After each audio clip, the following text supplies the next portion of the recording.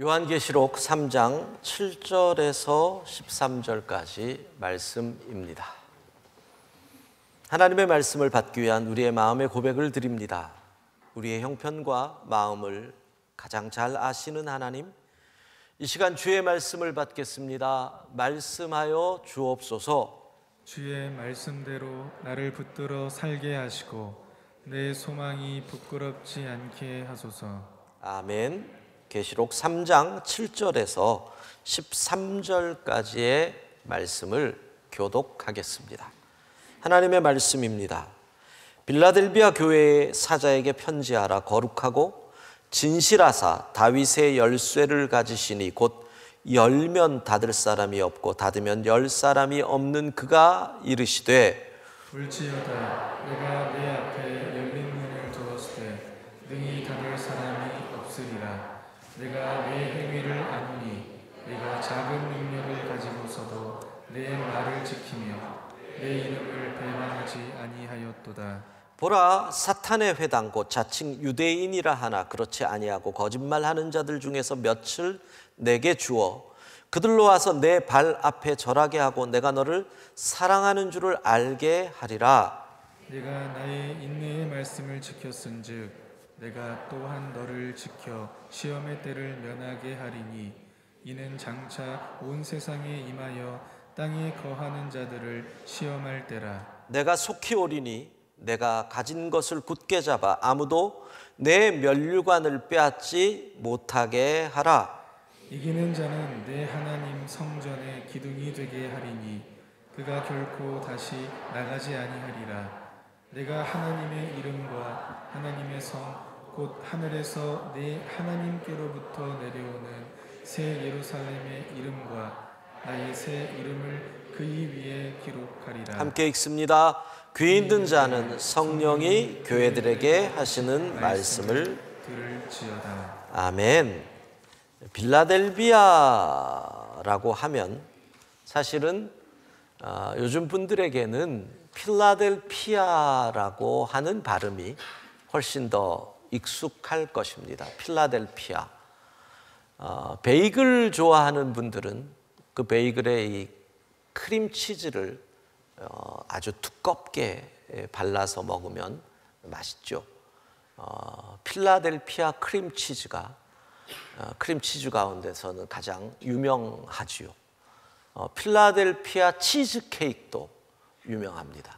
맛있습니다.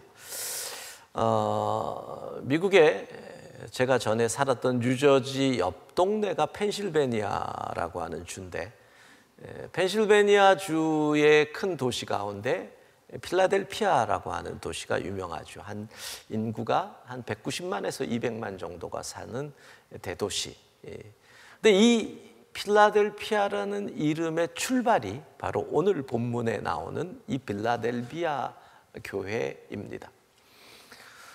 원래 그 이름이 빌라델비아가 아니었는데 이 이름을 가지게 된 것은 주전 2세기에 일어났던 버가모 왕국, 그 지역을 다스리던 버가모 왕국, 우리 알죠? 7교회 가운데 하나 버가모 교회. 그 왕의 형제들과 관계돼서 이름이 생깁니다. 2세기에 버가모 왕국을 다스리던 에우메네스 2세. 근데 그 왕에게 동생이 있었는데 아탈루스라고 하는 동생이 있습니다. 근데 이 두 왕과 왕의 동생 형제 간의 우애가 참 좋았다고 합니다. BC 172년경에 갑자기 에우메네스 2세가 암살되었다는 소문과 함께 왕이 행방이 묘연해집니다. 사라진 거죠. 그런데 신하들이 동생인 아탈루스에게 와서 나라의 왕이 하루라도 없을 수 없다고 하면서 동생이 왕의 뒤를 잇도록 권고하고, 그래서 아탈루스가 왕의 자리에 올라가게 됩니다. 그런데 얼마 후에 그 왕이 형 에메네우스 2세가 살아서 나타납니다. 그러니까 나라에 혼란이 온 거죠. 여러분, 지금도 형제가 우애가 있는 것 같아도 부모님 유산 딱 나타나면 원수가 되는데 고대의 왕의 자리 때문에 동생이 형을 죽이고 형이 동생을 죽이는 일은 역사적으로 계속 일어납니다. 그러니까 아탈루스의 고민이 얼마나 심했겠습니까? 거기서 형에게 왕의 자리를 물려주고 자기가 떠나는데 형이 네가 내 자리를 그렇다고 탐해? 잘못하면 죽는 거고, 안 주고 버티면 형의 편을 드는 사람들과 함께 왕국의 내전이 일어날 수 있는 그런 상황인데, 아탈루스는 망설임 없이 형에게 가서 형님이 진짜로 돌아가신 줄 알았습니다. 제가 이 자리에 욕심이 있었던 건 아닙니다. 그러나 이렇게 올라갔습니다. 용서해 주십시오. 그리고 그냥 왕의 자리를 내주고 바로 자기 자리로 돌아갔다. 그만큼 형과 동생의 사이가 좋았다는 겁니다. 이게 BC 172년에 있었던 일인데, 그리고 4년 정도 지나서 또 비슷한 일이 168년경에 BC 로마가 이 버가모 왕국으로 향해서 오면서 왕인 에메네우스 2세에게 우리의 통치를 받고 우리와 함께 가자 그랬는데, 에메네우스 2세가 거부하고 저항을 합니다. 그랬더니 로마가 동생인 아탈루스에게 접근을 합니다. 우리랑 손잡고 쿠데타해라. 그러면 우리가 너희를 도와주고 너는 왕에 대해서 다스려라. 근데 이 동생이 그것도 거부를 합니다. 나는 우리 형을 배반할 수 없다. 그리고 9년 후에 에메네우스 2세가 천수를 다하고 그 자리를 동생인 아탈루스가 이어가게 됩니다. 그래서 사람들은 바로 그들이 살았던 그 지역에 새로운 이름을 붙여줍니다. 필로스, 사랑이라는 말과 아델포스라고 하는 형제, 이 두 단어가 합쳐져서 필라델피아라는 신조어가 만들어집니다. 그러니까 필라델피아라는 이름은 형제 간의 사랑이 있는 곳, 이게 바로 필라델피아라는 이름의 출발입니다. 아주 좋은 이름의 도시지요. 그리고 형제사랑이라고 하는 그 필라델피아에 있었던 빌라델비아 교회는 그 이름에 걸맞게 우리 주님을 진심으로 사랑함으로 충성된 교회로 주님의 칭찬을 받게 됩니다. 그런데 저는 이 계시록에 나오는 빌라델비아 교회의 내용을 읽을 때마다 왜 빌라델비아 교회하고 우리 교회가 연결이 되는지, 참 비슷하다. 우리 교회랑 빌라델비아 교회가 참 비슷하다. 이런 생각을 자주 합니다. 빌라델비아 교회를 향한 주님의 칭찬이 8절에 나옵니다. 같이 읽습니다. 내가 내 행위를 아노니 내가 작은 능력을 가지고서도 내 말을 지키며 내 이름을 배반하지 아니하였도다. 주님은 빌라델비아 교회를 향하여 너는 작은 능력을 가지고도 주의 말씀을 지켰다라고 칭찬을 합니다. 우리가 알다시피 계시록에 나오는 7교회 가운데 요 빌라델비아 교회가 가장 작은 교회, 외향적으로 볼 때 교회의 경제적인 재정의 능력이나 또 교회 사람들이 모이는 숫자나 그리고 교회 구성원들의 힘이나 외적으로 가장 적은 교회였다라는 것 알고 있습니다. 그렇습니다. 빌라델비아 교회에는 부자도 없었고, 빌라델비아 교회에는 유명한 사람도 없었고, 권력자도 없는 정말 작은 능력의 교회였습니다. 그런데 저는 이 교회를 보면 왜 우리 교회 같은지. 어느 장로님이 저한테 그러더라고요. 목사님, 우리 교회는 개미 군단입니다. 개미들이 모여 있다. 작은 능력이 모인 교회다. 물론 우리가 교인의 출석 수로 본다면 작은 교회는 아닙니다. 어른이 우리가 코로나 이전에 한 6천 명이 어른이 출석해서 예배를 드렸으니까. 그런데 교회의 구성원들 한 명 한 명을 살펴보면 참 우리는 작은 능력의 교회입니다. 직업을 볼 때 흔히 말하는 사자가 들어가는 직업, 우리는 의사가 2분인가 3분인가 밖에 안 됩니다. 이 교회에.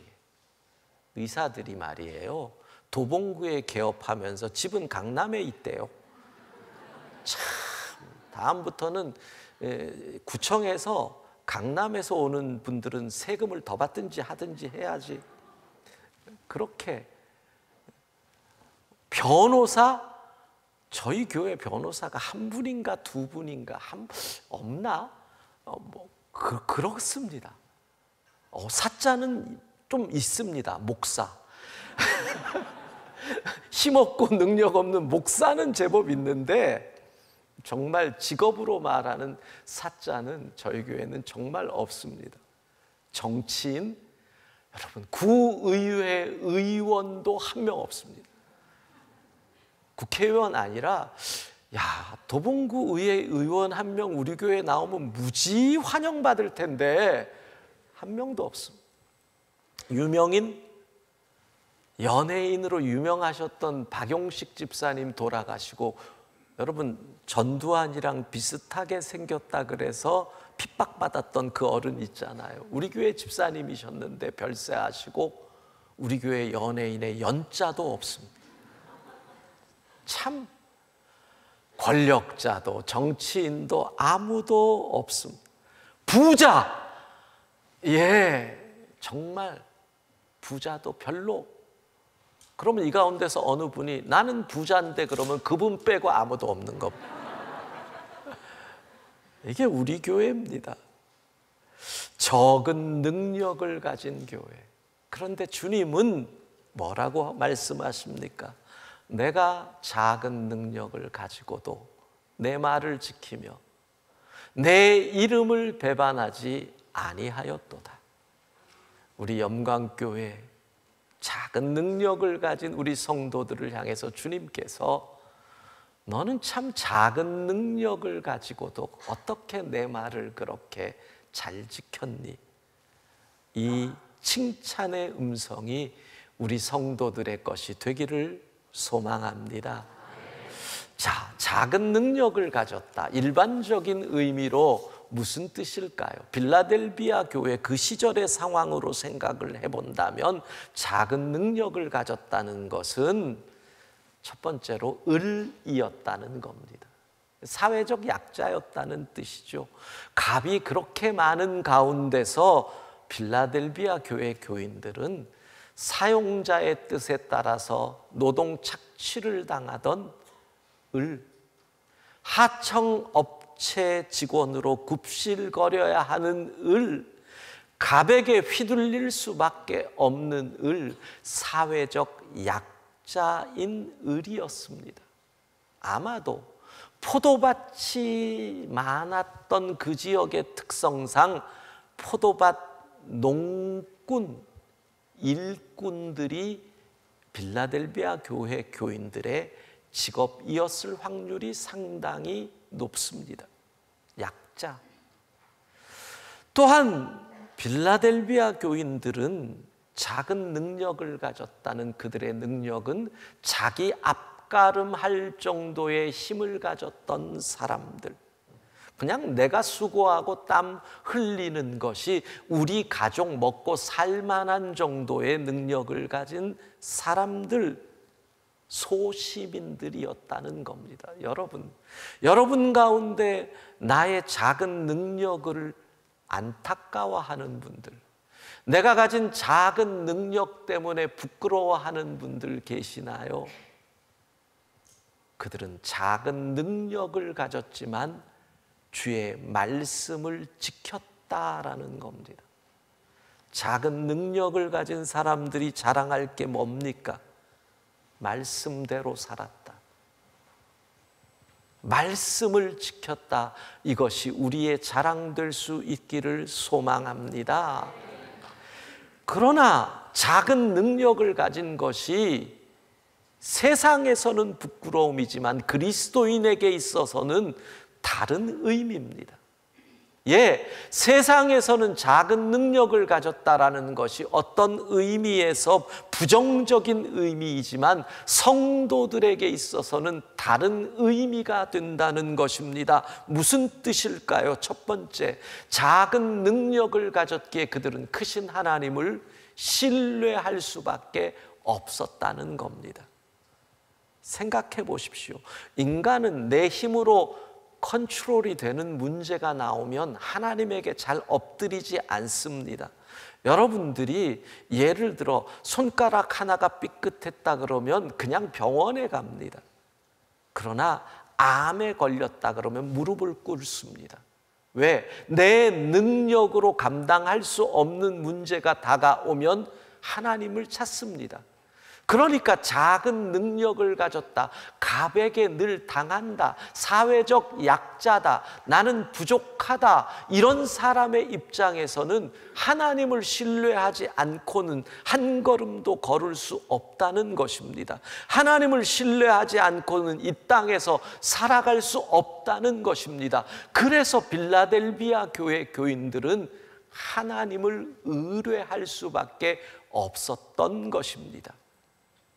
두 번째로 작은 능력을 가졌다는 것은 그들이 작은 사람들을 볼 수 있는 눈을 가지게 되었다는 것이고, 나보다 더 작은 자들을 그들을 긍휼히 여기며 사랑으로 섬기는 사람들이 되었다는 뜻입니다. 여러분, 이게 참 중요한 겁니다. 왜 그런 줄 아십니까? 일반적으로 사람들은 작은 능력을 가지면 내 작은 능력 때문에 열등감에 빠지는 확률이 큽니다. 나는 왜 이렇게 작어? 나는 왜 이렇게 부족해? 늘 그렇지 않습니까? 그런데 그들은 작은 능력으로 인해서 열등감에 빠진 것이 아니라 도리어 그 작음 속에서 나보다 더 작은 사람을 보았다는 겁니다. 내 부족함 속에서 내 부족함에 침몰돼서 세상이 억울해 그런 것이 아니라 도리어 나보다 더 부족한 사람을 보았다는 겁니다. 여러분, 우리가 알다시피 빌라델비아 교회에서 그들의 포도 농장에서 포도원 일꾼이었던 그들이 딴 포도밭으로 포도로 만든 포도주스, 포도주가 소아시아 지역 그 많은 교회들에게 수백 년 동안 성찬식용 포도주로 공급이 됩니다. 돈 안 받고. 그 가난한 사람들이, 포도원 일꾼으로 보낸 사람들이 도리어 수백 수천의 소아시아의 교회들을 섬겼다. 그건 뭡니까? 내가 작았다라는 것으로 인해서 실족한 것이 아니라 내가 아팠기에 아픈 사람들을 바라볼 수 있는 눈을 가졌다. 그것이 그리스도인에게 있어서 작은 능력이 갖는 의미인 것입니다. 또 작은 능력을 가진 그리스도인이라고 하는 것은 내가 능력이 작다고 해서 능력이 큰 갑들 앞에서 비굴해지지 않습니다. 왜? 내가 세상적 능력이 작다고 해서 하나님 나라에서도 작은 것이 아니거든요. 하나님이 나를 작다고 여기지 아니하시기에 도리어 당당하게 그 크신 하나님을 증거한 이들이 빌라델비아 교인이었습니다. 여러분, 거꾸로 생각해 보세요. 왜 작은 능력일까요? 말씀대로 살았기에 작은 능력인 거예요. 이 역설이 들리시나요? 말씀대로 살고 불의하지 않고 부정하지 않고 하나님 뜻대로 살다 보니 작은 능력의 사람이 됐다는 거예요. 그렇다면 큰 능력을 자랑하지만 말씀대로 살지 못했던 사람들, 그래서 타협하고 불의한 방법 쓰고 부정한 방법 쓰면서 큰 능력을 가진 사람들, 무엇을 자랑할 수 있겠어요? 당당했다는 거예요. 비굴하지 않았습니다. 작은 능력, 부끄러운 것 아니라는 겁니다. 그래서 이 필라델피아 교회 교인들을 향한 주님의 축복의 말씀, 이게 중요합니다. 뭐라고 합니까? 내 하나님 성전의 기둥이 되리라. 우리 작은 능력을 가진 영광 성도 여러분, 주님의 성전의 기둥이 될 줄로 믿습니다. 이게 무슨 말이에요? 자, 하나님의 나라를 하나님의 성전으로 비유해요. 그 성전에 큰 기둥이 두 개, 야긴과 보아스가 있어요. 무슨 뜻이에요? 그 기둥이 없으면 성전이 무너져요. 너희가 없으면 하나님의 나라가 무너진다. 너희 없으면 안 된다. 그 기둥은 결코 성전 밖으로 나갈 수 없어요. 너희의 구원은 결코 제외되지 않는다. 그 기둥을 보고 사람들이 모두 놀라고 와 해요. 너희의 명예를 사람들이 인정하고 하나님 나라에서 존경받을 것이다. 작은 능력, 말씀을 지킨 작은 능력이라면 하나님 나라의 기둥과 같이 될 줄로 믿습니다. 여러분, 우리 영광의 성도 여러분, 작은 능력을 가진 성도 여러분, 이 작은 능력이 결코 부끄러움의 대상이 되는 것이 아닙니다. 왜? 하나님은 능력의 크고 작음으로 판단하지 않으시고 말씀을 지켰느냐 안 지켰느냐로 판단하시기 때문에 그렇습니다. 내가 말씀대로 살다가 작은 능력이 되었으면 이건 자랑할 일입니다.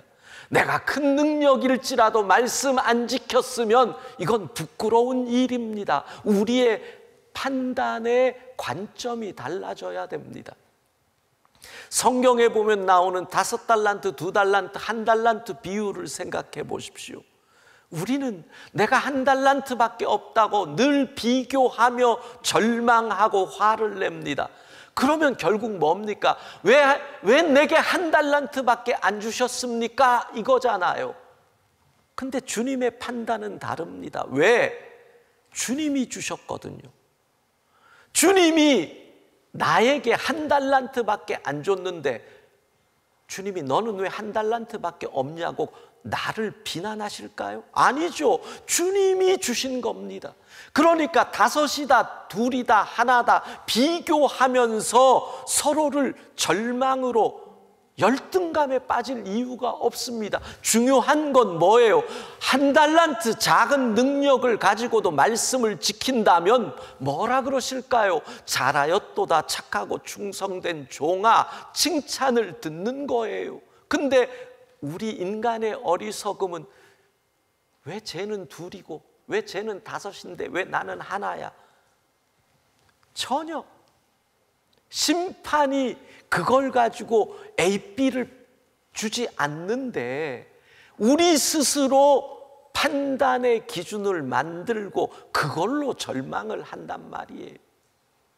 여러분, 열심히 내 삶의 자리에서 말씀대로 살려고 하는 이 몸부림, 이게 중요한 거예요. 필라델피아 교인들이 그 이름에 걸맞게 사랑한 것처럼 영광교회 교인들이 그 이름에 걸맞게 소금과 빛으로 사는 것처럼 그리스도인들이 그 이름에 걸맞게 예수님처럼 살기 위하여 내 삶의 자리에서 몸부림친다면 주께서 작은 능력으로 말씀을 지켰구나, 내 하나님 성전의 기둥이 되리라, 우리를 칭찬하실 줄로 믿습니다. 능력의 적고 큼으로 판단하지 말라는 거예요. 말씀대로 사느냐 안 사느냐. 그래서 말씀을 지킨 빌라델비아 교인들에게 주님이 뭐라고 얘기하십니까? 여러분, 놀라운 얘기입니다. 내 이름을 배반하지 아니하였다. 큰 능력을 얻기 위하여 세상과 타협하고 불의했다면 주님의 이름을 배반한 거예요. 작은 능력으로도 말씀을 지킨 그들, 주 예수의 이름을 배반하지 않았어요. 주 예수의 이름을 부끄러워하지 않았다는 겁니다. 주 예수 그리스도의 이름을 부인하지 않았다는 겁니다. 여러분, 여러분의 삶의 자리에서 예수 그리스도의 이름을 부끄러워하는 거 아닙니까? 예수님의 이름을 배반하지 않는 삶, 그것이 바로 말씀을 지키는 삶인 것입니다. 지난 주간에 우리 교회 젊은 집사님 부부를 신방을 했습니다. 남편 집사님이 제법 우리나라의 큰 기업의 직원이시더라고요. 근데 지난 1년, 거의 1년 동안 금요일이 되면 회사 직원, 같은 회사 사무실에 있는 동료 직원들이 이런 질문을 한답니다. 교회 직분을 부르면서 김 집사님, 이 집사님 그러면서 이번 일요일에도 교회 가셔요? 이런데요. 여러분, 회사에서 회사의 직책을 안 부르고 교회의 직분을 부르면서 이번 일요일에도 교회 가실 거예요? 그러면 이게 걱정일까요? 염려일까요? 비아냥일까요? 비아냥이. 월요일에 또 묻는답니다. 김 집사님, 어제도 교회 갔다 오셨어요? 여러분, 우리 대한민국이 왜 이렇게 된 거예요? 우리 대한민국에 있어서 종교의 자유는 어디로 간 걸까요? 만약에 회사에서 성적인 지향점으로 인해서 이런 얘기가 진행된다면 그게 가능한 얘기일까요? 우리는, 그러면 어느 분은 그럽니다. 온라인으로 예배드리면 되지. 아닙니다. 온라인으로 예배드리는 선택을 하신 분들은 그 예배의 선택이 인정되고 아름다운 겁니다. 오프라인의 예배를 선택한 분은 그 선택이 인정되고 아름다운 겁니다. 이것이 옳고 그름의 문제가 아닌 거지요. 중요한 건 뭐예요? 중요한 것은 나라에서 정한 규칙과 법에 따라서 우리가 거리를 두고 마스크를 하고 함께 모여서 식사를 안 하고 그런 규정을 지켰다면 이 속에서 어떤 무증상의 분들이 자기도 모르게 와서 일어난 일들은 비난받을 일이 아닌 거예요. 그렇잖아요. 법과 규정을 지켰는데 일어난 일은, 나라는 왜 있는 거예요? 그렇게 해서 생긴 피해를 감싸주고 덮어주는 게 나라지. 그걸 위해서 나라가 있는 거지. 그럼에도 불구하고 생긴 일을 비난하고 너희 탓이다라고 돌리는 게 나라가 할 일은 아니잖아요. 그러면 모든 규정을 지키고 법을 지켰어요. 그걸 갖고 왜 누가 비난을 받아야 돼요? 그런데 그 집사님 옆에 같이 있던 부인 집사님이 이러는 거예요. 회사에 높은 사람 가운데 교회 다니는 사람이 없어서 그래. 제가 그 얘기를 듣는데 화가 나요. 그 회사, 그 큰 회사에 높은 사람 가운데 교회 다니는 사람 없었을까요? 임원 가운데 교회 다니는 사람 없었을까요? 있었단 말입니다. 근데 왜 내가 살겠다고 예수 그리스도의 이름을 부끄러워하는 그 임원 몇 명, 예수 그리스도의 이름을 배반한 그들은 도대체 뭐 하는 거예요? 얼마나 마음에 분이 생기는지. 우리 30대, 40대 젊은 신앙인들이 직장에서 예수 믿는다고, 교회 간다고 그런 비난을 당하고 있는데 50대, 60대 임원에 속하는 그리스도인들이 한 명도 그들을 대신해서 방패가 되어주지도 않고 입 꽉 다물고 예수 그리스도의 이름을 부끄럽게 여긴다면 그렇게 해서 얻은 큰 능력이 하나님 앞에서 무슨 의미가 있겠어요? 얘기해야죠. 얘기해야죠. 종교의 선택은 이렇게라도 얘기할 수 있잖아요. 헌법이 부여한 자유야. 법을 어기지 않는 선택을 가지고 누구도 얘기할 수 없는 거야. 이렇게 말해줄 수 있는 우리 50대 앞서가는 분들 없는 거예요. 왜 우리의 조국이 이렇게 됐을까요? 여러분, 주님의 이름을 부인하면 안 돼요. 십자가에서 고난당하신 주님을 부끄러워하면 어떻게 부활의 영광의 주님과 함께 할 수 있습니까? 십자가에 죽어가시며 온갖 수치를 당하시는 주님과 함께하는 자가 부활의 영광도 함께하는 것이지, 십자가의 주님을 부인하면서 부활의 영광만 함께하려는 이 몰염치한 그리스도인들, 주 예수 그리스도의 이름을 부끄러워하는 사람들, 그래서 이 세상에서 큰 능력을 가진들, 그 능력이 하나님 앞에서 무슨 의미가 있습니까? 여러분, 저는 작은 능력을 가진 사람들이, 소시민들이 말씀대로 이 땅을 살아가면서 이 세상을 바꾸는 것, 그게 성경적 민주주의라고 생각을 합니다.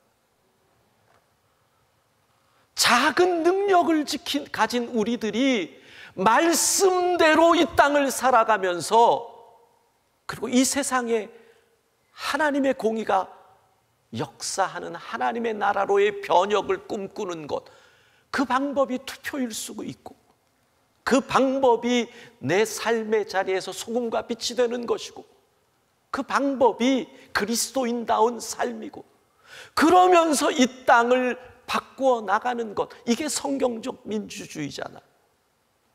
작은 능력을 가진 그리스도인들, 필라델피아 교회 교인들이 그 이름에 걸맞는 삶을 사는 것처럼, 영광교회 성도들이 그 이름에 걸맞는 소금과 빛으로 사는 것처럼, 그리스도인들이 그 이름에 걸맞는 예수님 닮은 그리스도인으로 살아갈 때 주님은 우리를 향하여 내 하나님 성전의 기둥이 되리라. 이 축복의 말씀이 우리 모두의 것이 되기를 소망합니다.